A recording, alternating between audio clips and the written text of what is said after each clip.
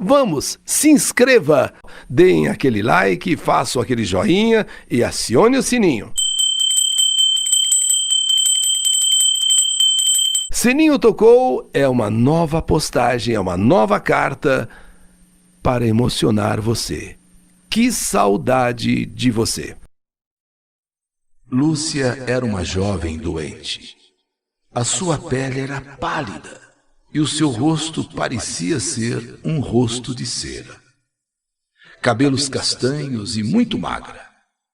Quem a via logo imaginava que ela era uma pessoa doente.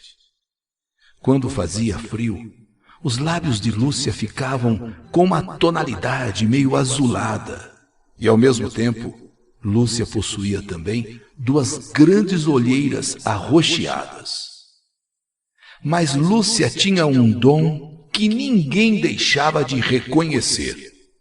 Era uma maravilhosa pianista. Quando sentava diante de um piano, era capaz de produzir sons que pareciam ter vindo diretamente do céu. Aquela pessoa tão frágil era capaz de arrancar lágrimas dos olhos de quem a ouvisse.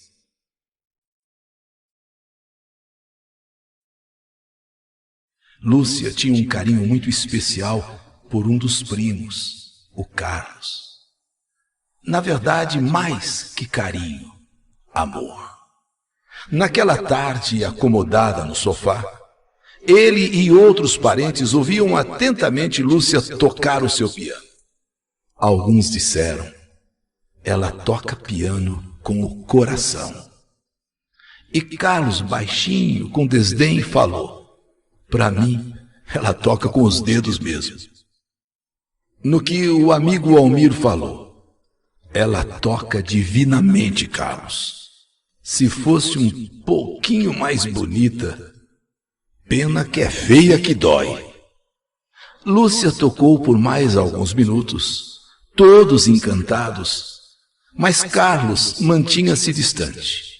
E quando Lúcia o olhava, Carlos desviava os seus olhos dela. Quando Lúcia terminou aquela seleção de músicas, a mãe convidou os presentes para jantar.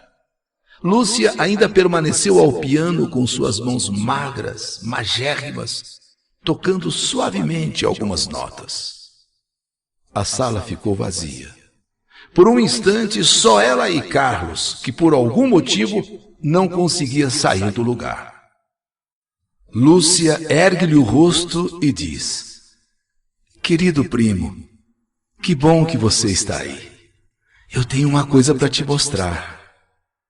Lúcia respirou profundamente, fechou os olhos e se concentrou. Então tocou baixinho uma pequena valsa. Carlos estremeceu ao ouvi-la.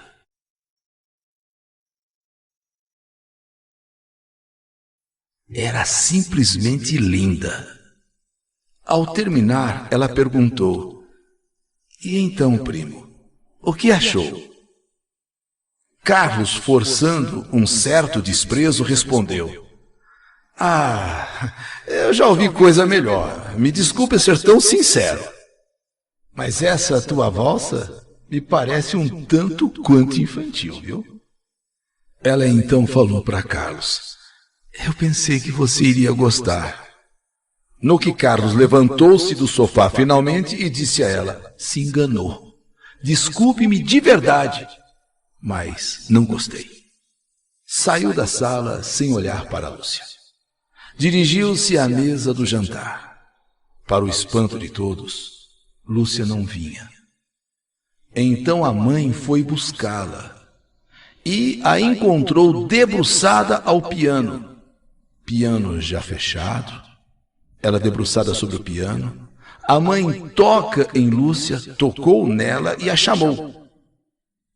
Mas viu que Lúcia não se mexia.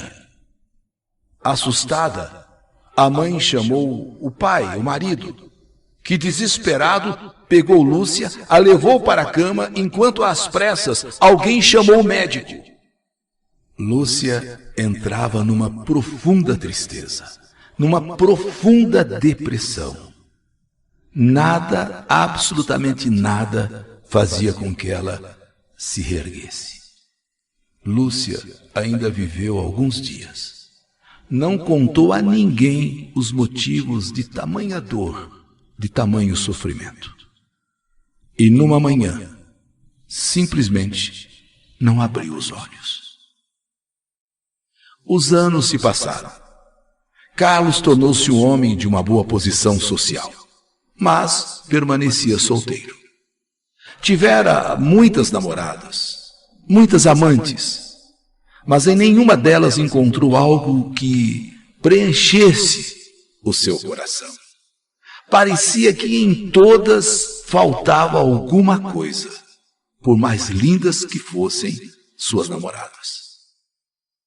Certo dia, faleceram os tios de Carlos, os pais de Lúcia. Como filha única, que já havia falecido, os tios não tinham a quem deixar a herança. Então coube a Carlos a casa que pertencera a eles e que pertenceria a Lúcia se ela estivesse viva. Então coube a ele, Carlos, a herança daquela casa. Tão logo o inventário foi feito, Carlos colocou a casa à venda. E Almir, aquele velho amigo, que era um corretor de imóveis, havia se tornado um corretor de imóveis, de bom grado aceitou o encargo de vender aquela casa. Porém, segundo o Almir disse a Carlos, havia um comentário de que a casa era mal assombrada. Dizia-se que muitas vezes o velho piano tocava sozinho. Eram sons que pareciam de outro mundo. Almir, o amigo, o corretor, já havia levado vários compradores ao local, mas todos diziam que sentiam na casa uma presença, algo estranho. Numa das visitas, o próprio Almir, o corretor, teve a impressão de ter ouvido um som vindo do piano, mas não quis admiti-lo. Ele teve a impressão de ter escutado, mas não quis aceitar esse fato. Porém, Carlos um dia veio lhe perguntar por que ainda não tinha vendido a casa, por que ainda não tinha conseguido vender a propriedade. E o corretor, o Almir, lhe explicou que todos que ele levava para ver a casa sentiam na casa algo estranho. Chegavam a dizer que nas noites ouvia-se o piano tocar sozinho. Falavam também que a casa era mal assombrada. Almir sugeriu, inclusive, que Carlos levasse o piano embora, tirasse o piano daquela casa, que talvez o problema fosse o piano. No que Carlos respondeu: não vou tirar piano coisa nenhuma, não vou tirar porque eu não acredito nessas coisas, nessas crendices bobas. Isso é tudo superstição. E inclusive faço a você uma proposta, Almir. Vamos passar a noite inteira lá. Vamos ver se esse piano toca ou não. Se tocar, eu não vendo mais a casa. E Carlos perguntou então para o Almir: tá com medo? Tá com medo? Não, claro que não. E marcaram para o dia seguinte passarem a noite. Um querendo provar que o piano tocava, e o outro querendo provar que tudo não passava de bobagem, de superstição. E que ele, Almir, não vendia a casa porque não era competente. Dia seguinte, tão logo o sol se pôs, Carlos e Almir instalaram-se na casa. Levaram 2 garrafas de vinho e começaram a bebê-las. Ali, exatamente ali, na sala principal, onde o piano estava e permanecia fechado. Carlos aproximou-se, levantou a tampa sobre as teclas do piano e ainda disse: vamos ver se esse piano toca. Vamos ver se ela vem tocar a valsa que ela compôs antes de morrer. Almir ainda retrucou Carlos: ô Carlos, Não brinque com essas coisas, vai. Não brinca com essas coisas. Ora, até parece que você acredita nessas bobagens de aparições, ô Almir. É por isso, já falei, que você não está conseguindo vender essa casa. É por falta de competência que você quer jogar aí em cima de aparições, em cima de assombração. À medida que a noite avançava, o corretor sentia-se cada vez mais inquieto. Carlos foi ficando também um pouco apreensivo, como se naquela casa houvesse algo estranho. Alguma coisa estranha no ar. Almir disse quase sem voz: eu acho que eu vi algum vulto ali naquele canto. Carlos respondeu: tolice, bobagem, eu não estou vendo nada. Você, hein, Almir? Pelo amor de Deus, vá ser cagão assim adiante. Dali a pouco, o próprio Carlos enxergou com o canto do olho uma sombra, movimentando na penumbra. Desta vez, Almir, o amigo, o corretor, ele já estava a ponto de sofrer um infarte. E Carlos, ainda dando uma de bom, dizendo que aquilo tudo é medo, que o corretor parasse de ser covarde, que fosse um pouco mais homem. De repente, os dois ouviram o piano tocando e produzindo um som terrível. Almir deixou cair a taça de vinho no chão, quebrou, saiu correndo. Carlos, por um instante, quis também sair correndo, mas sentiu-se paralisado e viu sobre o teclado o que lhe pareceu serem duas chamas esverdeadas em meio àquela sombra negra. A sombra se moveu e a criatura emitiu um som agudo.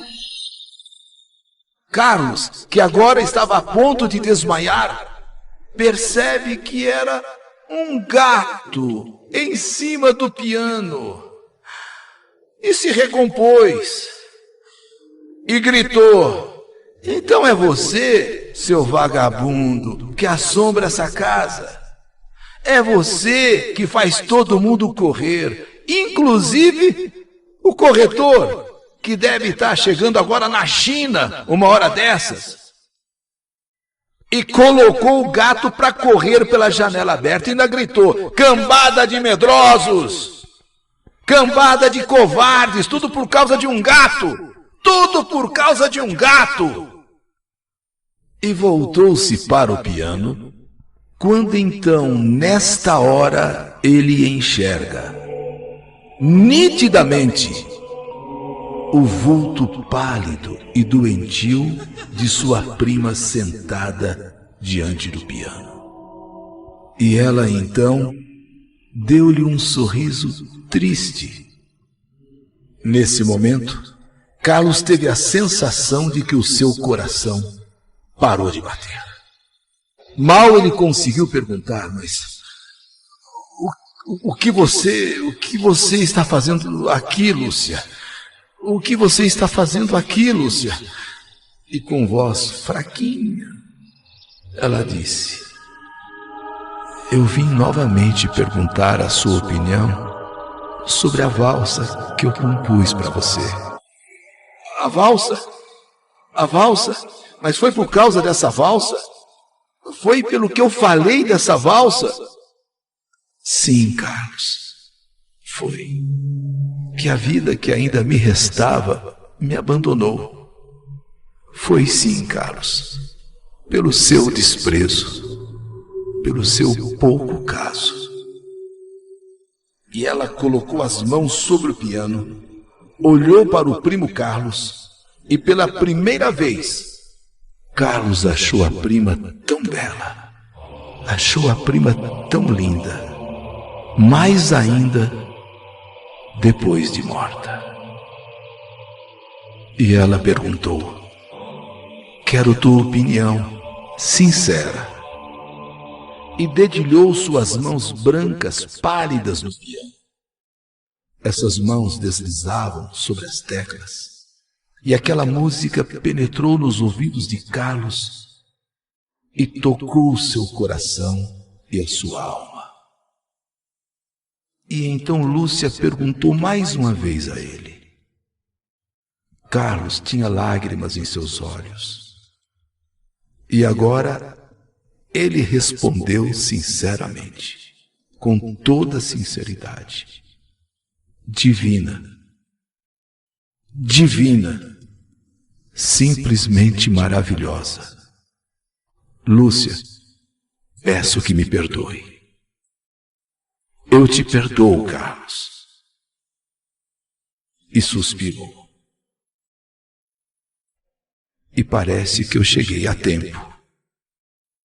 A tempo de quê, Lúcia? Lúcia estendeu-lhe as mãos. Carlos também lhe estendeu as suas. E ao mesmo tempo que parecia flutuar, seus dedos se entrelaçaram aos da prima. Embora não sentisse exatamente o toque, e ambos se dirigiram, como se estivessem flutuando, para aquela grande janela, até que Carlos se deu conta de que a haviam atravessado. No dia seguinte, Almir foi chamado para reconhecer o corpo. É o Carlos, sim. O corpo é de Carlos. Do que ele morreu? Não temos certeza, mas provavelmente foi de um aneurisma cerebral. Mas, pela expressão do seu rosto, parece que ele morreu em paz. Aliás, pela minha experiência, olhando esse corpo, disse o policial.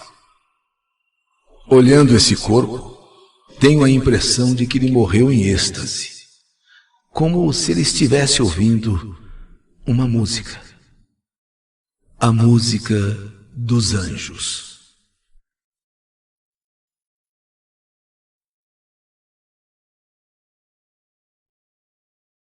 O piano que tocava sozinho. Mais uma história. Que saudade de você!